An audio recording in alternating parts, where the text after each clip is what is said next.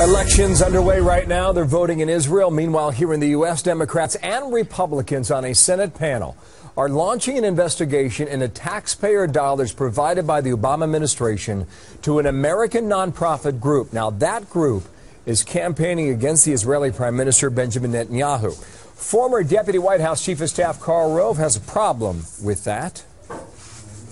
It just strikes me that this is just too cute by half. They give them money. They announce that the group then announces it's going to embark in a groundbreaking effort around the Israeli elections. Then they partner up with a group that has one goal, which is the defeat of the sitting Prime Minister of Israel. That is stinky. And they hired President Obama's campaign director from 2012 to do it. Carl, from last night with Greta, John Bolton, the former U.S. ambassador to the UN and a Fox News contributor with me now, and good morning to you. Good morning, Bill. First, on the money, where are you on that? Well, I think it warrants a congressional investigation. I think the Obama administration's done a lot more to defeat Netanyahu. The antipathy from the Obama White House toward Netanyahu is palpable, and I think they've done everything they can to shape a Netanyahu defeat. Taxpayer dollars here, if this story plays out and develops the way we think. That's something that I think Congress definitely needs to look into. On the Obama administration, we know that political advisors from the U.S. and Israel, they've changed hands all the time on these elections. But how do you believe, as you just allege,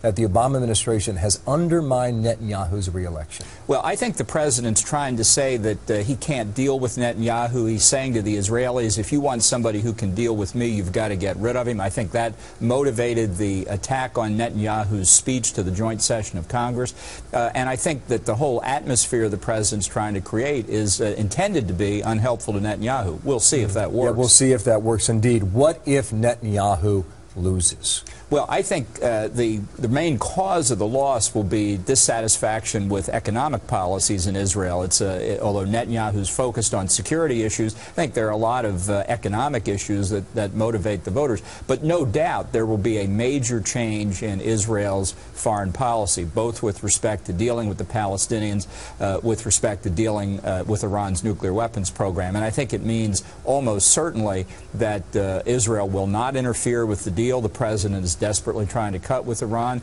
The deal will go through. There will be no military strike by Israel against Iran's program. And to me, that means Iran is on the path, inevitably, to nuclear weapons. And if he wins, what then? Status quo or then more? I think he's got to consider his options. There's no doubt that if this deal is signed, Iran will have a free hand. It is foolish to say that anything they've committed to is more than minimally binding. It's all easily reversible. I think it's the negotiations themselves have already provoked a nuclear arms race in the Middle East. Saudis, Egyptians, Turks, and others not waiting for Iran to demonstrate it has a bomb, but going ahead now to develop their own nuclear capabilities. You think within those countries there's a process now underway?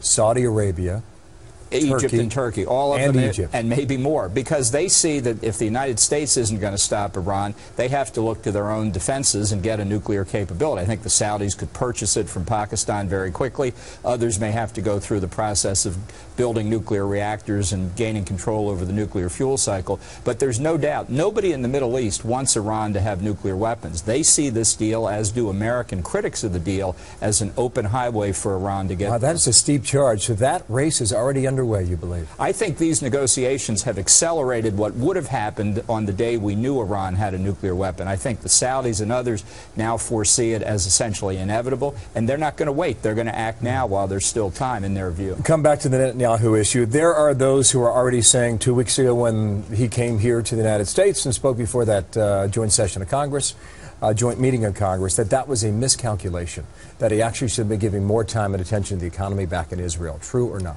Well, I think the failure to pay attention to the Israeli economic issues goes back over a period of years. It wasn't just one mistaken speech in the United States. I really think the whole controversy over this speech in America, in Israel, has been a tempest in a teapot.